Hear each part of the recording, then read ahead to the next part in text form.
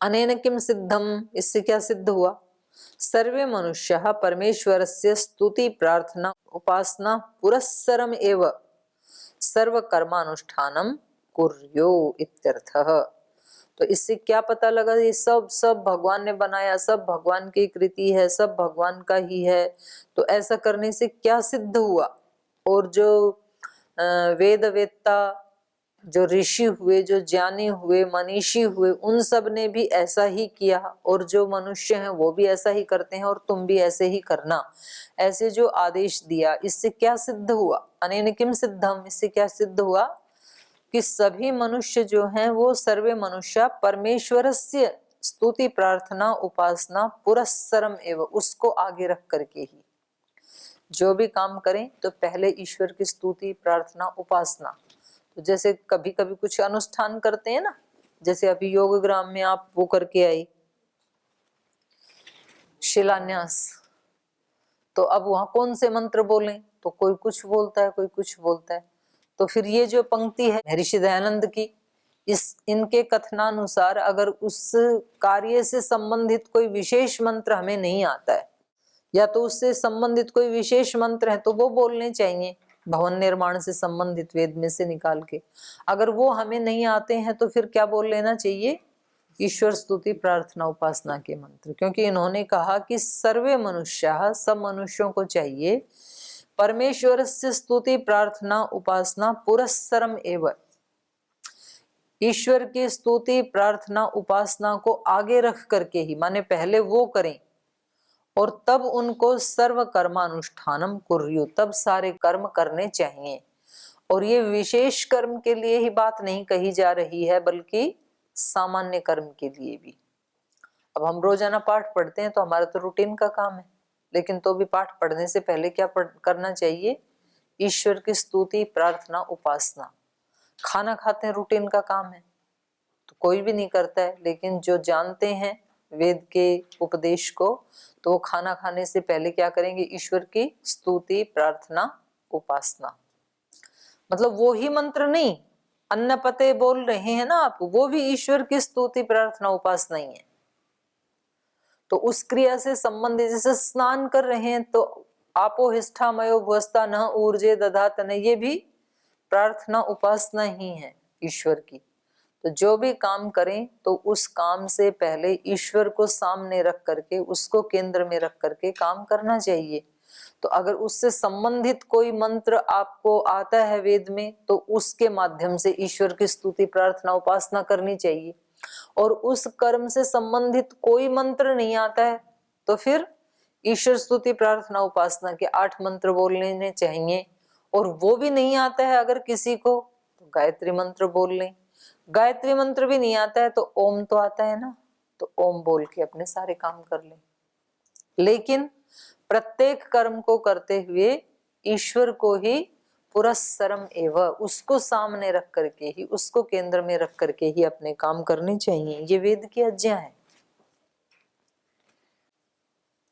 यत् पुरुषम व्यदधु कतिधा व्यकल्पयन् मुखम किम आसीत किम बाहु किम ऊरु पादा उच्चेते।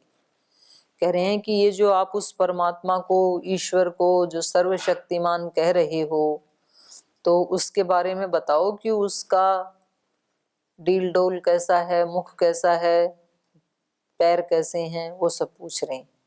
यत् पुरुषम व्यदधु कतिधा व्यकल्पयन्, यत् पुरुषम व्यदधु यस्मात् एतम पूर्वोक्त लक्षणम पुरुषम परमेश्वरम कतिधा, कतिधा मतलब कियत् प्रकारैः व्यकल्पयन् तस्य सामर्थ्य गुण कल्पनम कुर्वन्ति इत्यर्थ।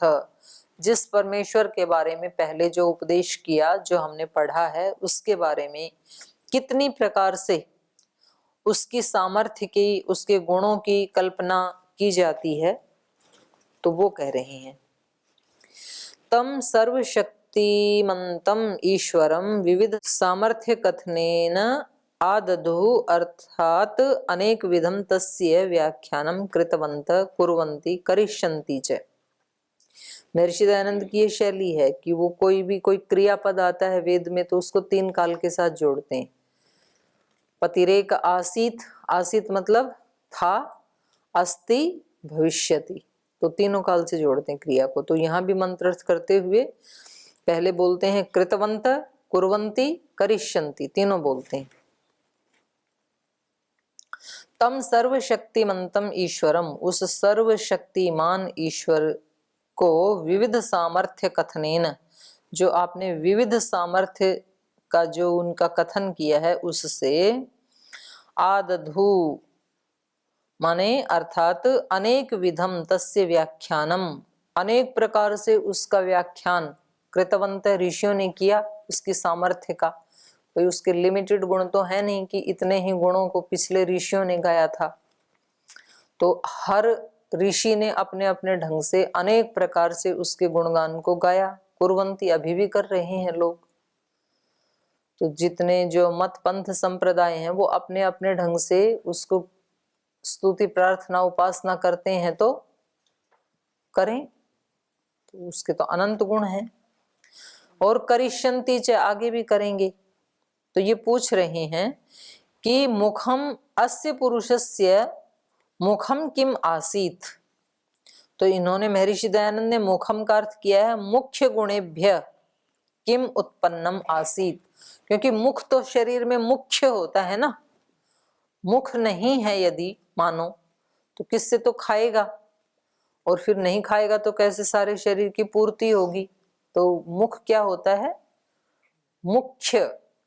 जैसे सब देवताओं का मुख अग्नि को कहा है, तो अग्नि क्या है सब देवताओं में मुख्य, तो मुख्य को ही मुख कहा है। तो कह रहे हैं उस परमात्मा का मुख क्या था, किम आसीत, क्या था, क्या है और क्या होगा, तीनों अर्थ हो जाएंगे आसीत के भी। तो उसके मुख्य गुण से क्या पैदा हुआ ये कह रहे हैं। परमात्मा के अस्य पुरुषस्य मुखम, मुखम माने मुख्य गुणेभ्य, उसके जो मुख्य गुण हैं ईश्वर के, उन गुणों से किम उत्पन्नम आसीत, क्या उत्पन्न हुआ। किम बाहु, और कह रहे हैं बल वीर्य आदि जो गुण हैं उससे क्या उत्पन्न हुआ। अगर हम उस परमात्मा की एक पुरुष के रूप में कल्पना करें तो ये बताओ कि उसका जो मुख्य शक्ति है मुख, उससे क्या उत्पन्न हुआ। उसकी जो भुजाएं हैं, जो उसका बल वीर्य आदि है, उससे क्या उत्पन्न हुआ। किम ऊरु, और जो उसकी जंघाएं हैं तो कह रहे हैं व्यापार आदि मध्यम गुणई ही। तो व्यापार को किस श्रेणी का काम माना है, मध्यम श्रेणी का। उत्तम खेती मध्यम बाण, और चाकरी सबसे निकृष्ट। बताई किम ऊरु व्यापार आदि मध्यमयी गुणैहि किम उत्पन्नम आसीत, और जो उसके मध्यम गुण हैं व्यापार आदि, उनसे क्या उत्पन्न हुआ। पादा उच्चेते, और पादौ अर्थात मूर्खत्व आदीन, मूर्खत्व आदि नीच गुणई किम उत्पन्नम वर्तते, जो उसके सबसे निम्न गुण है उससे क्या उत्पन्न हुआ, पैर से क्या उत्पन्न हुआ।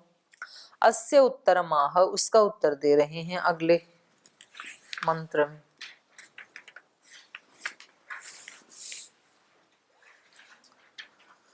ब्राह्मणोस्य मुखमासीत् बाहुराजन्यः कृतः ऊरु तदस्य यद्वैश्य पद्भ्यां शूद्रो अजायत। तो उसका उत्तर दे रहे हैं ब्राह्मणों अस्य पुरुषस्य मुखम, ये विद्यादयो मुख्य गुणाः सत्य भाषण उपदेश आदीनि कर्माणि जसन्ति तेभ्यः ब्राह्मण आसीत् उत्पन्नो भवति इति। तो यहाँ इन्होंने सबसे मुख्य गुण परमात्मा का क्या माना, ज्ञान। और किसी भी व्यक्ति का सबसे मुख्य गुण क्या होता है उसका, बाकी तो वो जो भी कर्म करेगा उस ज्ञान के अनुसार करेगा, चाहे वो वाणी से करेगा, मन से करेगा, हृदय से करेगा, हाथ से करेगा, पैर से करेगा, किसी भी इंद्रिय से करेगा। तो कर्म करेगा कैसा, उसके कर्मों की क्वालिटी कैसी होगी, जैसा उसका ज्ञान होगा। तो इसीलिए तो सांख्य के ऋषि ने कहा ज्ञानान मुक्ति न रीते ज्ञानान मुक्ति, ज्ञान के बिना मुक्ति नहीं हो सकती है। ज्ञान से ही मुक्ति हो, क्योंकि जैसा ज्ञान होगा वैसा ही कर्म करेगा, ये है उसका कहने का। तो हर मनुष्य का भी सबसे मुख्य गुण उसका ज्ञान ही है, और परमात्मा का भी सबसे मुख्य गुण उसका ज्ञान ही है। कुछ लोगों ने तो ये भी कहा कि हाँ, वो कल ही तो कह रहे थे अपने, वो जो थे कमल नारायण नाम है शायद उनका, कि वो प्रकाश तो एक ही पार्ट दिखाई देता है, बाकी तो गहनम गभीरम, नासदीय सूक्त भी ऐसे ही कहता है, अंधकार ही अंधकार। अब वो पता नहीं, साइंस की अपनी एक खोज है। कुछ कहते हैं कि प्रकाश ही प्रकाश है, फिर वहां अंधकार है ही नहीं, ऐसे भी कहते हैं। जो भी है, को अद्धा वेद, निश्चित रूप से कौन जान सकता है, तो ये तो वेद ने ही कह दिया।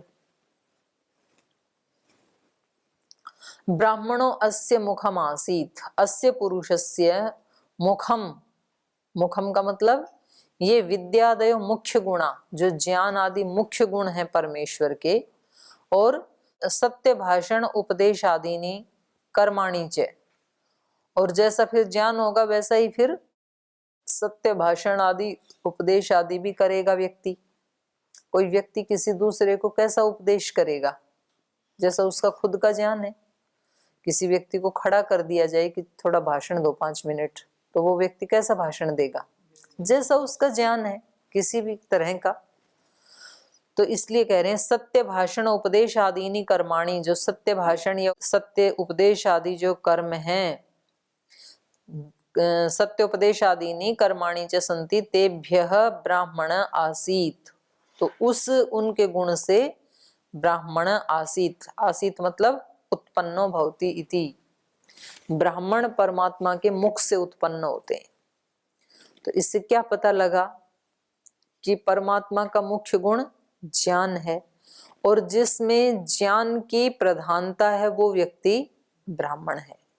तो ज्ञान की प्रधानता का मतलब ये पुस्तक बांचने वाला ज्ञान नहीं, वहां पर कभी कभी पुस्तकें बहुत सारी बांच के भी व्यक्ति अज्ञानी होता है, और कभी कभी पुस्तकें न पढ़ने वाला व्यक्ति भी ज्ञानी होता है। तो यहाँ पर आंतरिक ज्ञान की बात कही जा रही है। आचरण कैसा है, किस प्रकार का है, वो ज्ञान पूर्वक आचरण है या अज्ञान पूर्वक है। अब बहुत सारे शास्त्र याद करके भी, पढ़ करके भी, यदि उसका आचरण अज्ञानकारी है तो फिर उस व्यक्ति को ब्राह्मण थोड़े कहेंगे, तब तो वो बहुत निम्न कोटि का व्यक्ति माना जाएगा। बहुत सारे, उसकी बुद्धि इतनी तेज है, बहुत उसने पढ़ा है, लेकिन आचरण उसका बहुत ही दूषित है, तो फिर उस व्यक्ति को कौन ब्राह्मण कहेगा? तो मतलब बहुत निम्न कोटि का व्यक्ति हो गया, क्षुद्र हो गया। और किसी व्यक्ति ने ग्रंथ आदि तो नहीं बांचे हैं, लेकिन उसका आचरण बहुत उच्च कोटि का है, जैसे कि रमण महर्षि, ग्रंथ ज्यादा बांचे नहीं उन्होंने, तो उस व्यक्ति को क्या कहेंगे? ब्राह्मण कहेंगे उसको, ज्ञान की प्रधानता। तेभ्य ब्राह्मण आसीत, आसीत मतलब उत्पन्नो भवति थी, बाहु राजन्य कृत, और बलवीर्य आदि जो लक्षण है, बलवीर्य आदि लक्षणौ अन्वितौ राजन्य क्षत्रिय तेन कृत, तेन कृत माने आज्ञप्त आसीत उत्पन्नो भवति। बलवीर्य आदि लक्षणों से अन्वित राजन्य, राजन्य माने क्षत्रिय, तेन कृत उस गुण के द्वारा जो बनाया गया, जो बल वीर्य आदि गुण के द्वारा उत्पन्न किया गया, वो क्या है? क्षत्रिय। तेन कृत आज्ञप्त आसीत, आज्ञप्त आसीत मतलब उत्पन्नो भवति। उरु तदस्य, और कृषि व्यापारादयो गुणाः मध्यमा, कृषि व्यापारादि गुण कैसे हैं? मध्यम। तेभ्यः वैश्य, उससे वैश्य उत्पन्न हुए। मतलब आज तो लोक में उल्टा माना जाता है, ब्राह्मण को सबसे ऊपर माना जाता है, उसके बाद वैश्य को माना जाता है, उसके बाद क्षत्रियों को माना जाता है, उसके बाद शूद्रों को माना जाता है। ऐसी प्रथा है समाज में। वेद क्या कह रहा है? सबसे ऊपर ब्राह्मण को मानना चाहिए, सेकंड नंबर पे क्षत्रिय को मानना चाहिए, थर्ड नंबर पे व्यापार को माना गया है, वैश्य को माना है। कृषि व्यापार आदि गुणा मध्यम, कृषि व्यापार आदि गुण जो है वो मध्यम कोटि के हैं। तेभ्य वैश्य, तो उस गुण के जो मध्यम कोटि का गुण था परमात्मा का, उससे वैश्य उत्पन्न हुआ। वैश्य मतलब वणिक जना अस्य पुरुषस्य उपदेशात उत्पन्नो भवति इति वेद्यम, तो ये उसके उपदेश से उत्पन्न होते हैं, ऐसे जानना चाहिए। पदभ्याम शूद्र, पदभ्याम मतलब पादेन्द्रिय नीचत्वम अर्थात जड़ बुद्धित्वादि गुणेभ्यः शूद्रः सेवा गुण विशिष्ट पराधीनतया प्रवर्तमानो अजायत, अजायत मतलब जायते इति। और कह रहे हैं कि पदभ्याम पादेन इंद्रिय नीचत्वम, पैर रूपी इंद्रिय सबसे नीचे है और मुख सबसे ऊपर है, तो कह रहे हैं जो सबसे नीचे वाला गुण है उससे पादेन्द्रिय नीचत्वम अर्थात जड़ बुद्धित्व आदि गुणेभ्य, कुछ लोग ऐसे होते हैं जिनकी बुद्धि जड़ होती है, शार्प बुद्धि नहीं होती है, पर वो सेवा अच्छी करते हैं, तो उनका सेवा के कारण सम्मान होना चाहिए। सबकी अलग अलग क्वालिटी है ना, तो किसी के अंदर ज्ञान की क्वालिटी होती, किसी के अंदर बलवीर्य की होती है, किसी के अंदर बिजनेस व्यापार की होती, किसी के अंदर सेवा की होती है, तो उसको कह रहे हैं ये कि जिसकी बुद्धि तो जड़ है, बुद्धि ज्यादा शार्प नहीं है, जड़ बुद्धित्वादि गुणेभ्य शूद्र, जड़ बुद्धि वाला जो गुण था परमात्मा का उससे शूद्र उत्पन्न हुआ। शूद्र मतलब सेवा गुण विशिष्ट, सेवा गुण से विशिष्ट जो व्यक्ति है, जो आत्मा है, वो शूद्र है। पराधीनतया प्रवर्तमान, तो वो क्या होता है, दूसरे के अधीन होकर दूसरा जैसा बताते हैं, क्योंकि अपनी बुद्धि उसकी ज्यादा शार्प है नहीं, तो दूसरे जैसे भी बताते हैं वैसे वैसे वो सेवा करता है, तो वो भी परमात्मा का ही पुत्र है। सेवा गुण विशिष्ट पराधीनतया प्रवर्तमानो अजायत, अजायत मतलब जायते इति वेद्यम, उससे उत्पन्न हुए। तो इस प्रकार से ये चारों वर्ण आश्रम उत्पन्न हुए परमात्मा से ही। अस्योपरि प्रमाणानि वर्णाश्रम प्रकरणे वक्षन्ते, तो इसके क्या प्रमाण हैं, तो ये कह रहे हैं कि वहां बताएंगे, वर्णाश्रम प्रकरण जो लिखा है उसमें बताएंगे। छंदसी लुंगलंग डिट, ये अष्टाध्यायी का सूत्र है। इति सूत्रेण सामान्य काले त्रयो लकारा विधीयन्ते, इस सूत्र का अर्थ है कि सामान्य रूप से वेद में तीनों लकारों का ग्रहण हो जाता है इस सूत्र के कारण। छंदसी, छंदसी मतलब वेद में, लुंग लंग लिट वर्तमान भूतकाल भविष्यत्काल सभी का ग्रहण हो जाता है। नहीं तो फिर ऐसे होगा ना, पतिरेक आसीत मतलब शुरू में तो वो मालिक था सबका, तो आज नहीं है क्या, वो कहीं खो गया क्या, कह रहे नहीं आज भी है, तो आगे भी वही होगा या कोई दूसरा चेंज हो जाएगा, बोले आगे भी वही रहेगा। और क्या उत्पन्न हुआ, चंद्रमा मनसो जात चक्षुः सूर्यो अजायत श्रोत्राद्वायुश्च प्राणश्च मुखादग्निरजायत तस्य अस्य पुरुषस्य मनसः मननशीलात् सामर्थ्यात् चंद्रमा जात उत्पन्नो अस्ति तथा चक्षु ज्योतिर्मयात् सूर्यो अजायत उत्पन्नो अस्ति। और कह रहे हैं तस्य अस्य पुरुषस्य मनसः मननशीलात्, उस इस परमात्मा के मननशीलात् मननशीलता से, मननशीलात् सामर्थ्यात् मनन की जो सामर्थ्य है उससे चंद्रमा जात, चंद्रमा जाता है माने चंद्रमा उत्पन्नो अस्ति, उससे परमात्मा का जो मनन करने वाला गुण है उससे चंद्रमा की उत्पत्ति हुई। तथा चक्षुः ज्योतिर्मयात् सूर्यो अजायत उत्पन्नो अस्ति, और कह रहे हैं वैसे ही तथा चक्षुः ज्योतिर्मयात्, चक्षु कैसा है, ज्योतिर्मय। तो ये चक्षु जो है ज्योतिर्मयात, ज्योतिर्मय होने से सूर्यो अजायत, सूर्य इस सारे भुवन का क्या है, चक्षु जैसे है। तो यहाँ सूर्य को चक्षु कहा जा रहा है। चक्षु ज्योतिर्मयात सूर्य, सूर्य चक्षु ज्योतिर्मयात, सूर्य रूपी जो चक्षु है वो ज्योतिर्मय होने के कारण परमात्मा के जो ज्योतिर्मय रूप है उससे अजायत उत्पन्नो अस्ति, श्रोत्रात् वायु, और उसके श्रोत्र से वायु उत्पन्न हुआ।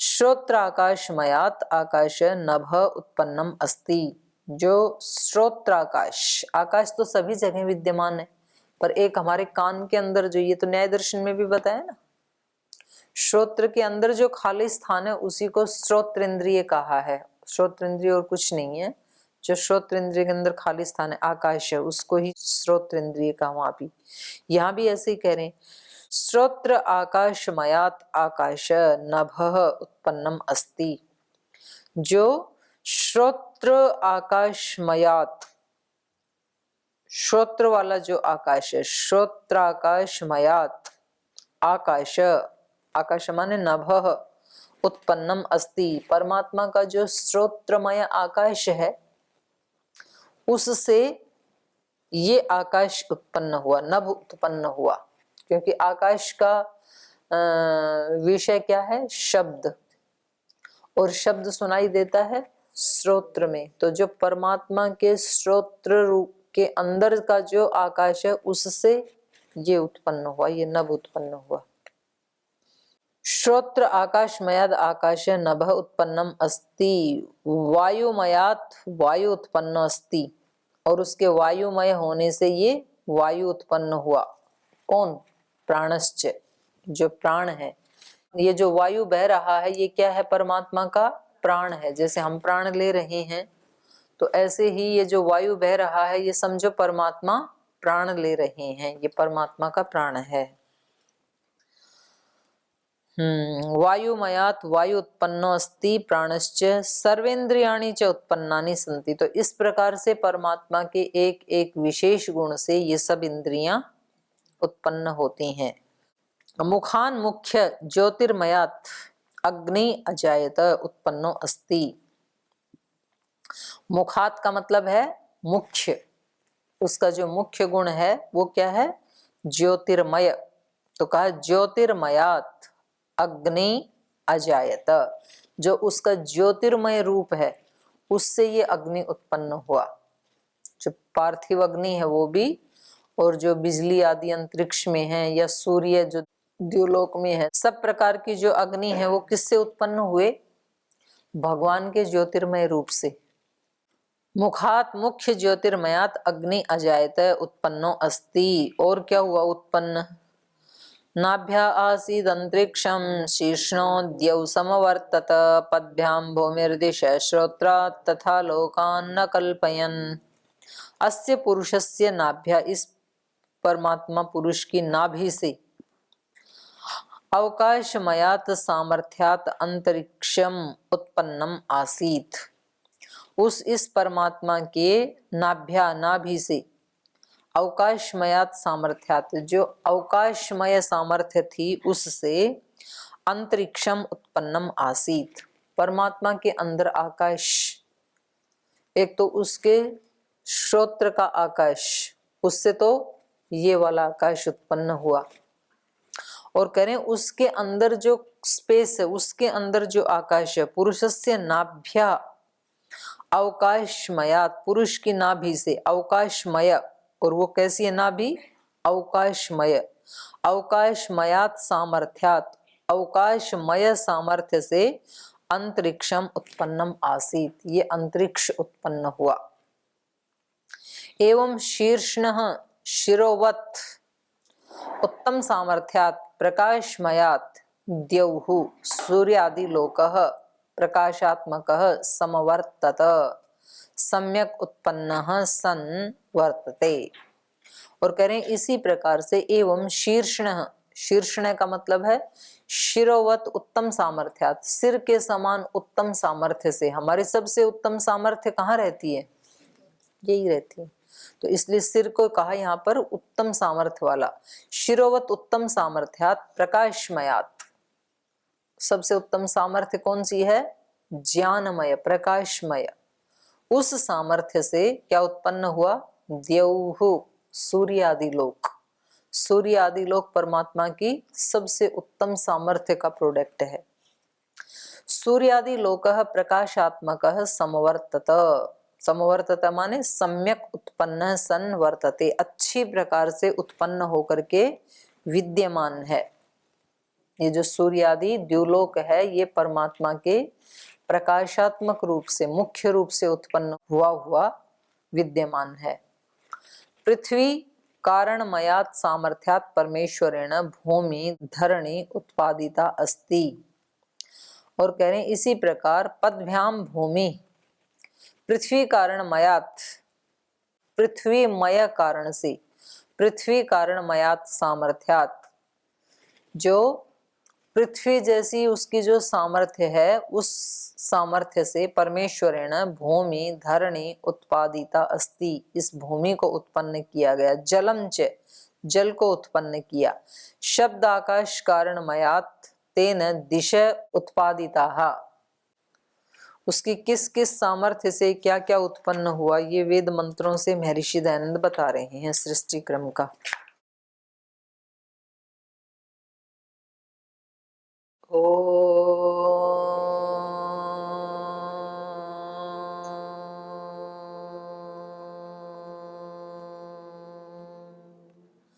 शांति शांति शांति। श्री गुरुभ्यो नमः।